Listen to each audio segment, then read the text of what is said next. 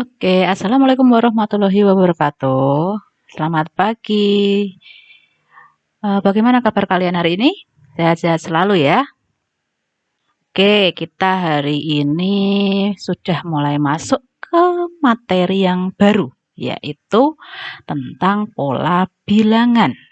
Seperti yang sudah saya berikan handout-nya, silahkan kalian lihat di handout pola bilangan. Tahukah Anda?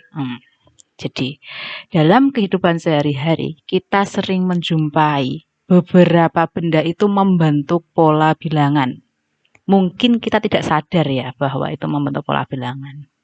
Nah, sekarang di sini akan saya bahas beberapa benda di atas. Ada gambar bunga, ada gambar sayur ini. Ada gambar keong, ada gambar tulang manusia yang direkam menggunakan apa itu ya namanya, apa itu lupa, kalian nanti cari sendiri bisa. Jadi beberapa benda di atas merupakan contoh benda yang memiliki pola bilangan tertentu. Contoh pola bilangan kelopak bunga. Jadi kelopak bunga itu ada polanya. Kalau kalian bisa lihat polanya ada 1, 2, 3, 5, 8, 13 dan seterusnya. Yang kedua, pola bilangan Fibonacci. 1, 1, 2, 3, 5, 8, 13, dan seterusnya. Di atas itu tadi adalah beberapa contoh benda yang memiliki pola bilangan tertentu. Nah, mari diskusi dan mencari. Sekarang silahkan kalian cari contoh pola bilangan yang ada pada kehidupan sehari-hari, yang ada pada lingkungan sekitar kalian. Dapat kalian manfaatkan buku siswa yang kalian punya ataupun media internet. Nah, kalian masih punya internet. Lalu tuliskan hasil diskusi kalian pada kolom di bawah ini. Jadi kalian bisa diskusi bersama teman-teman kalian satu kelompok untuk mencari contoh pola bilangan yang ada di kehidupan sehari-hari, yang ada di sekitar kalian. Oke, setelah kalian dapatkan, nanti kalian bisa tulis di sini, di kolom ini. Kalau sudah, sekarang saya lanjutkan untuk masuk ke pola bilangan dan barisan bilangan. Sudah dituliskan dan sudah saya jelaskan di atas tadi ya, dalam kehidupan sehari-hari, kita sering menjumpai sekumpulan bilangan. Terkadang kumpulan bilangan tersebut mengikuti pola tertentu. Yuk kita lihat contoh di bawah ini. Nah, kita lihat. Ada barisan bilangan 1, 2, 3, 4, 5, dan seterusnya. Pola tersebut disebut dengan bilangan asli. Contoh yang kedua, barisan bilangan 2, 4, 5, 6, dan 10. Oh, maaf, itu ada sedikit salah ketik ya. 2, 4, 6, 8, dan 10. Seharusnya 2, 4, 6, 8, 10, dan seterusnya. Bisa disebut bilangan. Nah, coba kalian nanti isi sendiri. Contoh yang ketiga, barisan bilangan 1, 3, 5, 7, 9, dan seterusnya. Nah, nanti juga kalian coba isi sendiri ya. Kalian pasti tahu itu pola bilangan apa. Oke, sekarang kita ambil kesimpulan. Jadi, bagaimana pemahaman kalian tentang pola bilangan? Nah, bagaimana pemahaman kalian? Pola bilangan digunakan dalam menentukan urutan atau letak suatu bilangan dari sekumpulan bilangan. Nah, kumpulan bilangan seperti bilangan tersebut membentuk sebuah barisan. Barisan bilangan adalah susunan anggota suatu himpunan bilangan yang diurutkan berdasarkan pola atau aturan tertentu. Anggota barisan bilangan disebut dengan suku barisan yang dinyatakan sebagai berikut. Jadi nulisnya suku barisan. Maaf, menuliskan barisan bilangan adalah U1, U2, U3, dan seterusnya sampai UN, suku yang terakhir. Terus untuk penjumlahan dari suku-suku suatu bilangan disebut deret.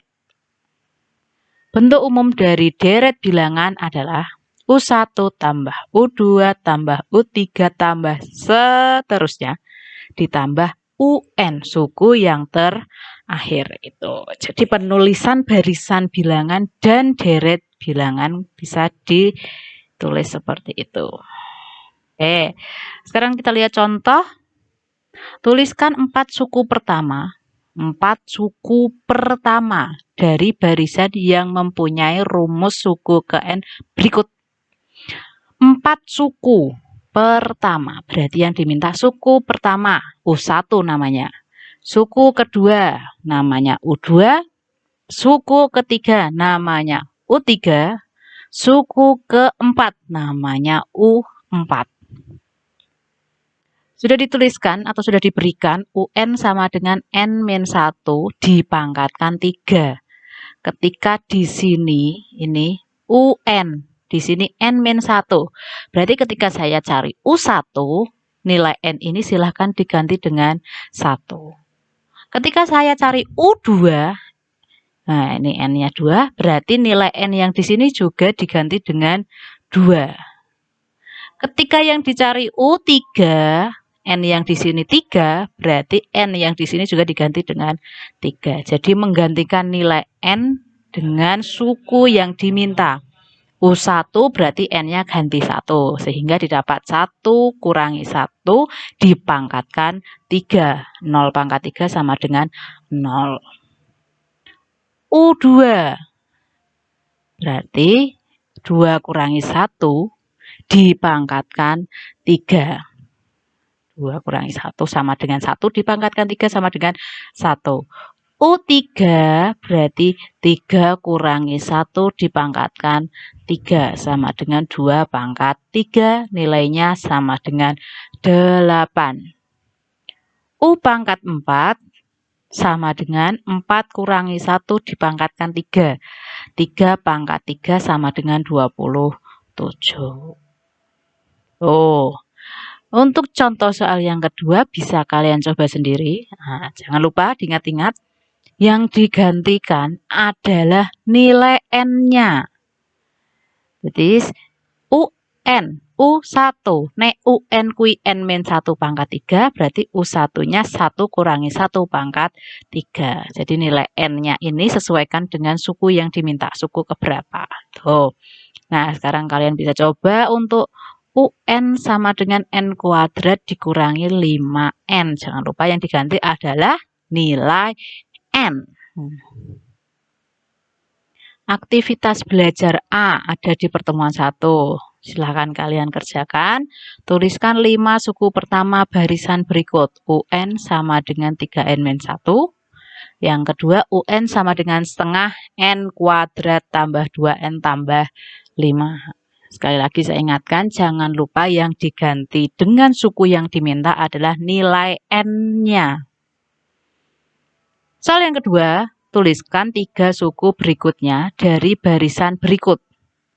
Yang pertama, 1, 4, 9. Nah, 3 suku berikutnya setelah 9 ada berapa lagi, dan ada berapa lagi. 3 suku berikutnya berarti 3 angkanya. 3 angka lagi.